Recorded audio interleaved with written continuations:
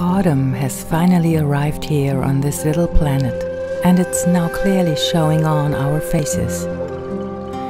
In my younger years, I spent a lot of time studying the cultures and traditions of the Native Americans, with the way of life, the rituals and the medicine of the different tribes.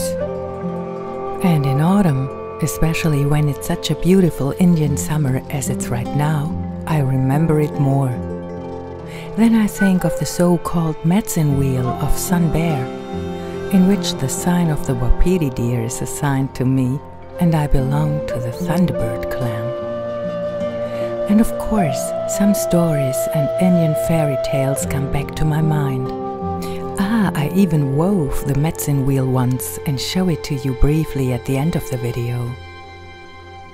A special sign in autumn for me are always the many spider webs and spider threads everywhere, which look especially in the sunshine but also after the rain just magical.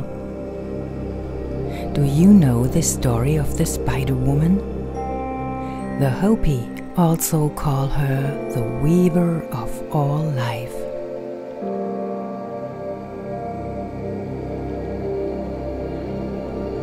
At the beginning of time, she appeared one day very early in the morning, and with a silver thread she connected first the east with the west.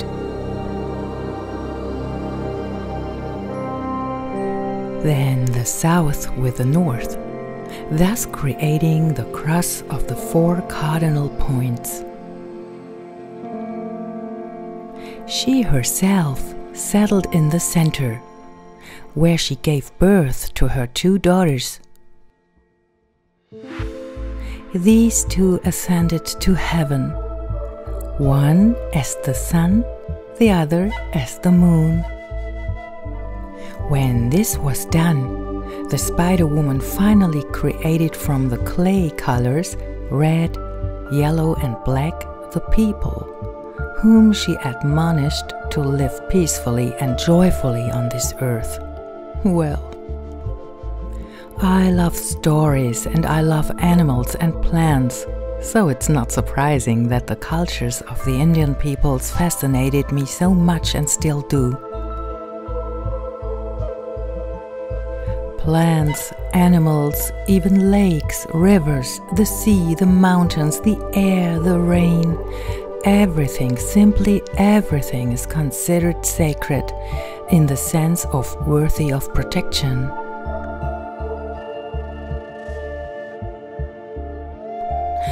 Also in the consideration of birds this is so. Birds in general have a special position in almost all indigenous mythologies. There's the thunderbird.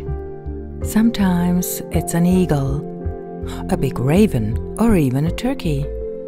All of them stand for protection. A raven, in its positive aspects, symbolizes compassion and helpfulness, for example. And because birds are so close to the sky, their feathers are also said to have a special magic.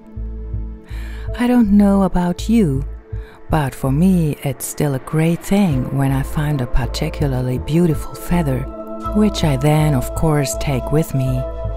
All these feathers then also have their special place with me. Feathers are a symbol of freedom. Think also of the so-called dove of peace. Peace is the brother of freedom. Well, of course I don't know what you think about mice, but I dare to share my observation with you.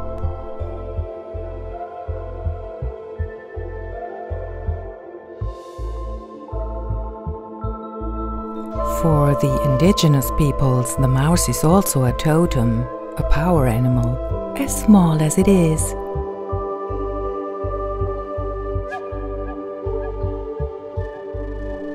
A chief, we don't know exactly which one, said the following words during his speech to the governor of Pennsylvania: "We love silence.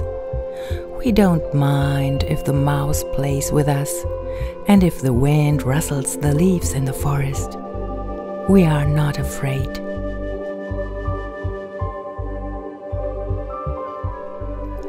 Seeing this little mouse here, it's not surprising that it stands for sociability and dexterity.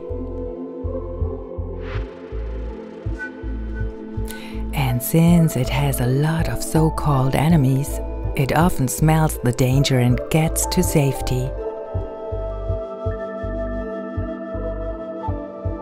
This little mouse here seems to be courteous too, as she drags all sorts of things into her nest.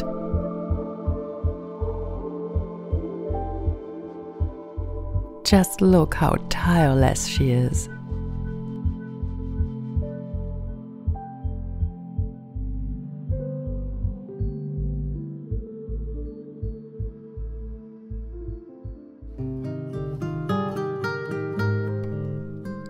And I'm also hauling all sorts of stuff into our nest right now, so to speak.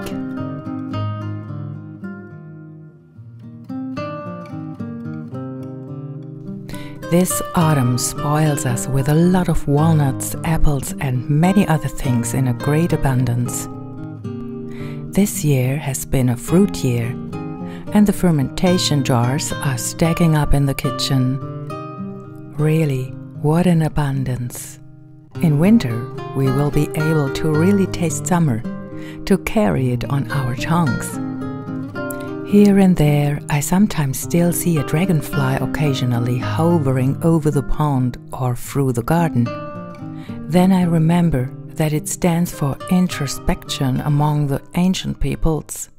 How appropriate now at this time of year. Ah, and look! Here's my medicine wheel that I told you about. It's now over 30 years old.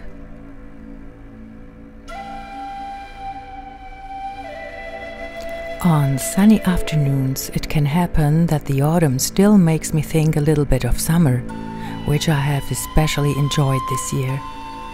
But almost every day it gets darker a little earlier and light later in the morning than it did not long ago. Maybe you do it like me and light candles in the morning and in the evening.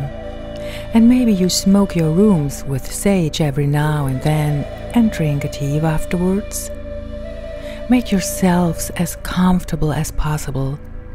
I'm glad that you were here on the small planet, which, as always, can also be your small planet.